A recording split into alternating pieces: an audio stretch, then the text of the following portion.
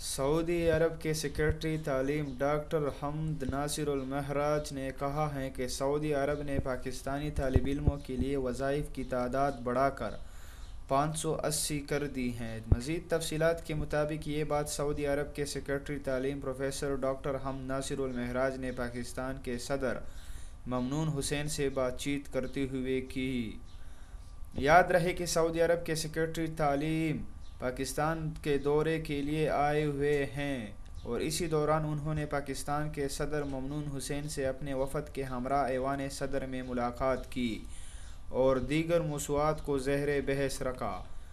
صدر مملکت ممنون حسین نے کہا کہ پاکستان اور سعودی عرب مذہب، ثقافت اور تاریخ کے انتہائی گہرے رشتوں میں بندھے ہوئے ہیں جن کی مثال نہیں ملتی۔ مستقبل میں ان تعلقات میں مزید گہرائی اور گرم جوشی پیدا ہوگی۔ مقامی ذرائع ابلاغ کے مطابق پاکستان کے صدر مملکت ممنون حسین نے کہا کہ اعلیٰ وفود کے دوروں سے دونوں ممالک کے تعلقات کو مزید بہتر اور خوشگوار بنانے میں مزید مدد ملے گی اور خاص طور پر تعلیم کے شعبے میں تعاون میں مزید اضافہ ہوگا۔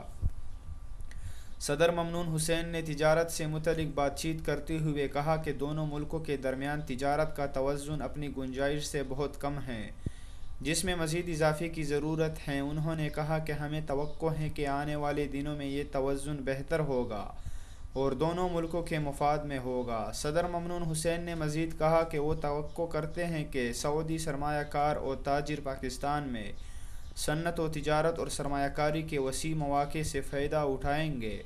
صدر مملکت ممنون حسین نے کہا کہ سعودی عرب کے تعاون سے بنائی جانے والی اسلام آباد یونیورسٹی کی کارکردگی شاندار ہے۔ تعلیم کے شعبے سے سعودی عرب میں مقیم پاکستانیوں کو سہولیات فراہم کرنے کے لیے ممنون حسین نے سعودی وفد کو مشورہ دیا کہ اسلام آباد یونیورسٹی کو ایک کیمپس سعودی عرب کے کسی اہم شہر میں بھی ہونا چاہیے۔